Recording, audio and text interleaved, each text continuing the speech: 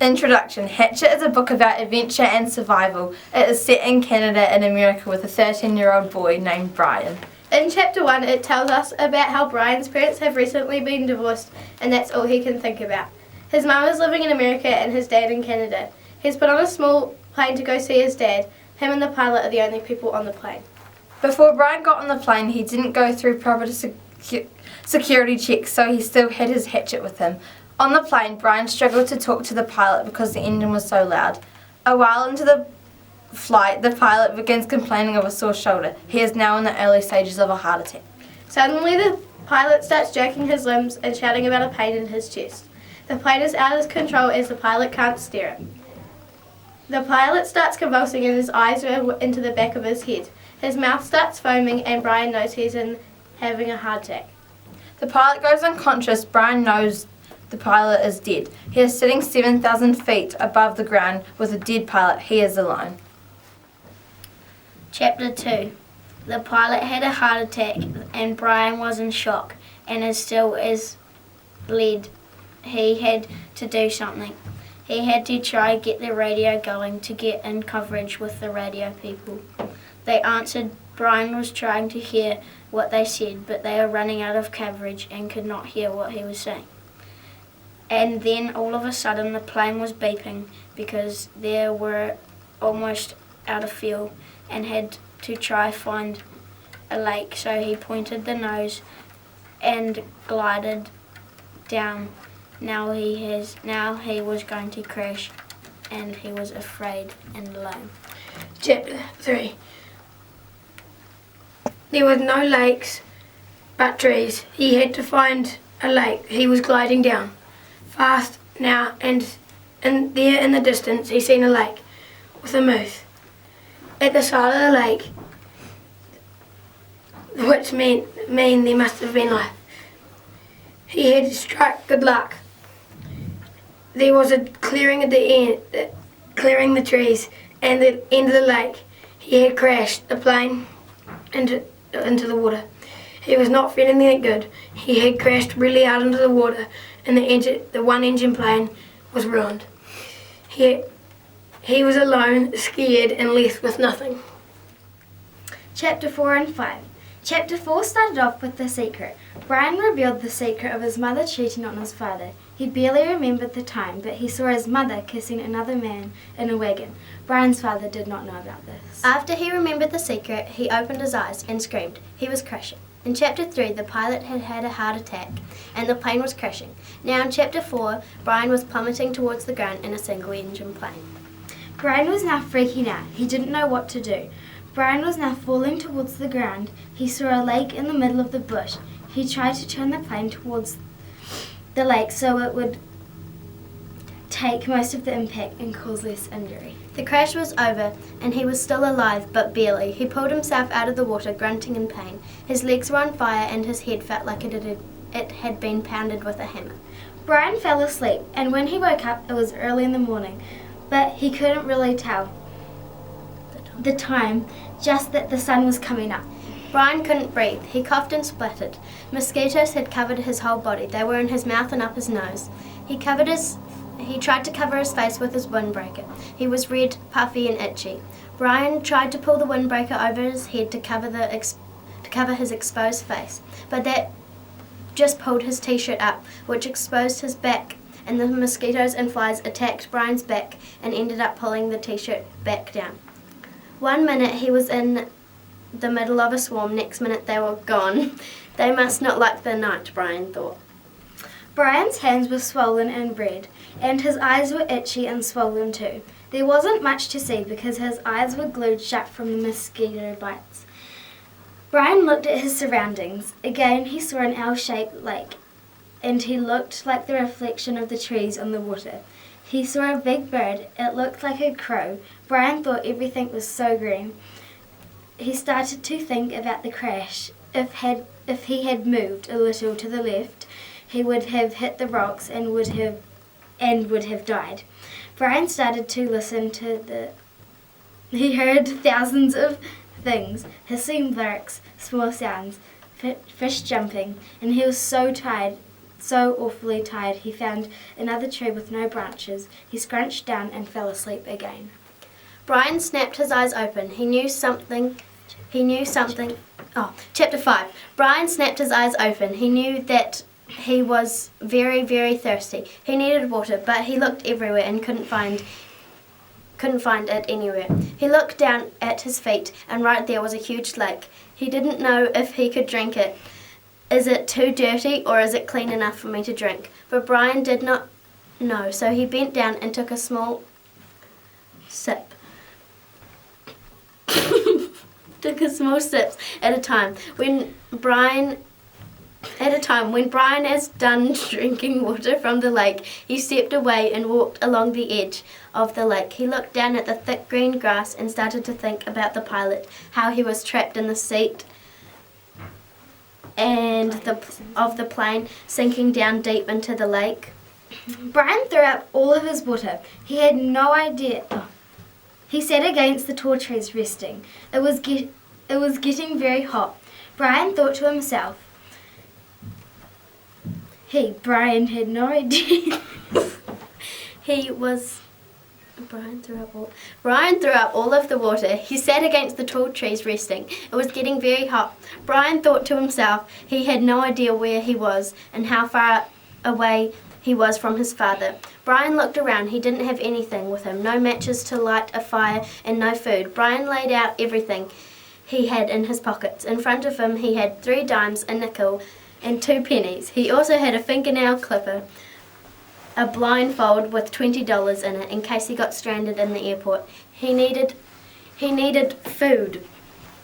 Brian also had a hatchet that his mother gave him before he left to go to his dad's house. He had a pair of good tennis shoes and now almost dry socks and jeans and underwear and a thin leather belt and a shirt that came with a tattered windbreaker. He also had a digital watch that was cracked and broken from the crash. Brian was thinking about food again. He was so hungry. He looked around and listened to the silence. It had never been so quiet before. There had always been some kind of sound, but now all there was silence. It had only lasted a few seconds. Brian thought he had to make some kind of shelter to survive. He only had the hatchet, though. That was the only weapon he had.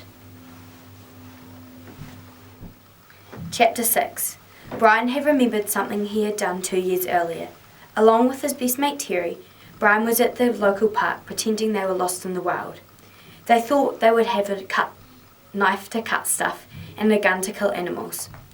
Brian ached for company and wished Terry was there with a gun. He decided to make a new shelter in a small shallow cave. He was so weak with hunger and hadn't eaten for days. Brian thought there must be berry bushes somewhere nearby. He was starting to blame his mother for getting with the other man, otherwise he wouldn't have had to fly to see his dad. He shook the thought away and tried to stay positive. He walked along the lake and found some berries. Brian didn't think before he started eating them. He was so hungry and hadn't eaten for days, and even though they were not nice at all, he was just happy to finally have some food. Chapter 7. Brian woke in the middle of the night. He immediately felt sick and spewed out all the berries he had eaten. He then continued to be sick for another hour. He crawled back into the shelter feeling weak and ill. Brian then had a flashback to when he first saw his mother with another man. Brian, along with his best friend Terry, were at the mall. Brian saw his mother in a car and was about to wave when he realised the man in the car with her was not his father. His mother then kissed the man, and Brian realised she had been cheating on his father. Once he felt strong enough, Brian went down to the water to have some water. It was so still, so it acted like a mirror, and when Brian saw how, in his words, ugly he looked, he slapped the water to destroy the image. He decided to go for a walk, and on the off chance he would find something to eat. To his delight, he found a raspberry patch, but he wasn't the only one who was eating the berries. A huge black bear was standing there, watching him. He ran and ran and ran, and then he realised that the bear wasn't going to try and hurt him. It was just interested in seeing him. When he went to sleep that night, he placed the hatchet near his head, just in case the bear paid a visit. Chapter 8. During the start of Chapter 8, Brian awoke by surprise, finding a porcupine in his shelter. He thought that throwing his hatchet at the porcupine would scare it away, but this just got the porcupine more angry. And when it got angry, it shot quills from its skin at Brian, which then made the porcupine leave. The next day, Brian experienced extreme pain pulling out the quills. For the next few hours, he tried to keep moving because he had lots of things to do to keep alive. That night, he dreamed about his best friend Terry and his dad trying to tell him to build a fire, which he got in the morning as soon as he woke. As soon as he awoke, he saw a light on the rock nearby, which he thought it had to be something to do with the fire because he had dreamed about it last night. So he then thought he could figure out how to use the rock to build his fire, but after a while he still couldn't figure out how that helps with making a fire. So he hit it with the hatchet, and he found out that sparks shot everywhere when he hit it. Chapter 9. At the beginning of the chapter, Brian was willing to use money because in America, their money is equivalent to paper, and it is worthless in the wilderness. Brian constructed his fire's home out of a shredded $20 bill, fluffy birch bark, dried grass, pines, and all of these are very flammable materials. The base was made from a special type of black rock.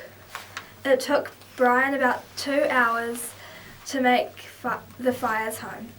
Air was the key element that was preventing the fire from igniting. To solve this problem, he gently blew on the embers. When the fire burst into flames, Brian was super happy. Brian described his new friend, the fire, as very hungry because it needed to be fed a lot of wood, pines, and other flammable things so it wouldn't go out. The fire triggered the memory of the porcupine because he thought it could act as a guard because other small animals are probably too scared of the temperature. Chapter 10. At the start of this chapter, Brian refused to leave the fire as he thought it might go out, but he knew he had to eventually because A, he would run out of wood, B, he would need to drink, and C, he would have to collect more food. So he came to a conclusion that in periods of the day he would collect as much wood as he could, drink and eat, so that in the night he could stay in his shelter. By the end of the day his wood pile was big, but he kept the fire small so that it wouldn't burn down fast, or fill up his shelter with smoke. His fire had some unexpected advantages as the fire kept him warm, blocked out most predators, kept mosquitoes away, and sent a sort of smoke signal from the top of his shelter. In the morning, Brian heard a sound down by the lake. He wandered down and was quite excited when he found turtle eggs buried under the sand. At the start, Brian was not keen on eating the eggs, but he was so hungry that he drank down 6 eggs and decided to save the rest for one each day. The thing that Brian knew he had to do was stay positive, optimistic, and never give up, otherwise he would die. Chapter 11 and 12. Brian stored the remaining eggs in a pile of sand inside his shelter. Next up, Brian thought to clean the shelter, which he was laughing about because there was close to 0 things to clean besides washing his tattered merino. While Brian had nothing to do, he had time to think about if anyone would ever find him. But he knew he couldn't keep thinking about that, so he thought of a way of getting it out of his mind, which was to do work. While Brian was doing work, he realized how much he changed. His skin got leathery from the sun, and he became more thoughtful about his food. Brian saw a kingfisher in the water, and it gave him an idea to go fishing. He wanted to catch them by luring them into the shallow water and stabbing them. When he was making the spear, he gave it 2 points to make it more efficient. After hours of trying to make his spear better, it didn't work and he didn't catch any fish. The sudden explosion that scared Brian was the roar of the plane, and the persistent whining was the sound of the engine of the plane. Brian is so depressed because he thinks that he will never get found. Chapter 13. While Brian searches for fall birds, what he calls chicken-like birds, he's found his instincts tell him that some animal lurks nearby. At that moment, he sees a big, beautiful wolf which walks up a hill and away from Brian. After the plane flies over him without seeing him, Brian feels really upset. He even tries to commit suicide by cutting himself with a hatchet. But he survives. He swears never to let death tempt him again. And in that moment, Brian transforms into the new Brian. He finally finds out how to catch the fish in the lake when he realizes he just has to readjust his aim. On that day, he catches his first fish. He eats them and is happy with his achievement. He now believes the chance of him being rescued is small. But now he has tough hope that he can survive on his own with his new acknowledgement of the wilderness. Chapter 14. A skunk comes to look at the spot in the sand where the turtle had laid its eggs. Brian yells at the skunk, which reacts in defence by him getting sprayed. Blinded for nearly 2 hours from the spray, Brian runs into the lake to wash himself and realizes the skunk had also eaten the eggs he had stored on the shore. Brian learns 2 lessons from what happened: make a sturdy shelter and put food in a protected place. He spends the day strengthening his shelter with more wood and finds a high tree to store food so bears can't reach. But Brian still has the problem with not much food. After thinking about his problem, he decides to make a small pond so he can keep the fish he had caught. Chapter 15. While in the woods, Brian tracked time by experiences rather than daytime, but things that happen, such as the day of the first meet. Living off berries and fish, Brian wanted more stronger food like meat. He had thought of trying to catch the full birds that live in the wood, but has a hard time catching them. They fly away at the last second and are hard to spot. Training his eyes to see the outline of the full bird, Brian decides to use his spear rather than his bow and arrow, which lets him lunge at the birds. Cleaning the full bird is harder than he had expected, and he remembers that in the past, in a world where his mother had cooked him, he would never have to be done. Brian makes a system to spin the chicken over the fire and sits back to watch it cook. Wanting to have his first bite, Brian eats a piece that is not fully cooked yet. When the meat has finally finished cooking, Brian enjoys food more than anything he has ever eaten. Chapter 16. In Chapter 16, Brian is still lost in the wilderness. He is now familiar with hunting for fish and is gathering more food every day. Brian then went out for hunting some full birds and fish. Brian had made a bow and arrow to kill some full birds. Brian had approached a moose, then it charged at him and trampled on him. It pushed him into the water and hurt his ribs. After the moose attack, Brian is very sore and is asleep in his shelter. Brian could see something sticking out of the water. He soon realised it was a plane's tail. When he saw the tail, he got scared because it brought back bad memories. Chapter 18. At the start of the chapter 18, Brian is working around the tail. Stupid, he said, and Brian stated how everything in the wilderness is difficult, not easy. In frustration, he slammed his fist to the side of the plane and it gave way easily. The aluminium was very thin, and then a thought came to him. He might be able to force a hole through the side and dive down. He used his hatchet to cut away at it, and he couldn't believe it. Now he had a hole the size of his hand.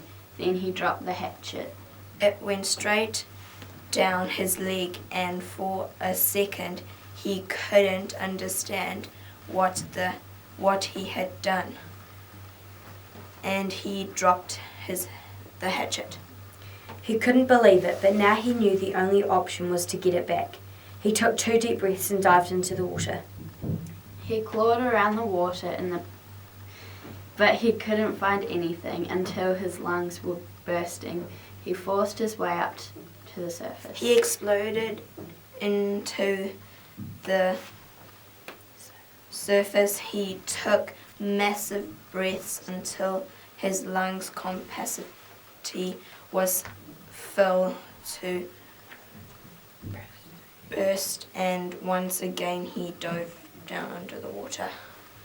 But Brian still couldn't see the hatchet, but he knew he could just make out a window ledge. Brian knew he had limited seconds, but he saw the hatchet and brought it up with him with no time to spare. With the hatchet again, he soon had a big enough hole to look down into the water. Brian couldn't see the survival pack from where he was, and he dove down and finally got it. Coming back up, he saw the remains of the pilot. When Brian got the pack on his raft, it was on the verge of darkness.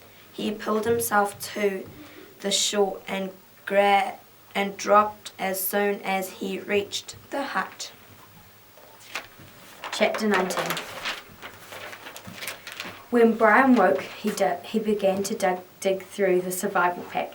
In that he found things that would make it a lot easier, but that just made Brian proud that he didn't need them to survive. He sat looking through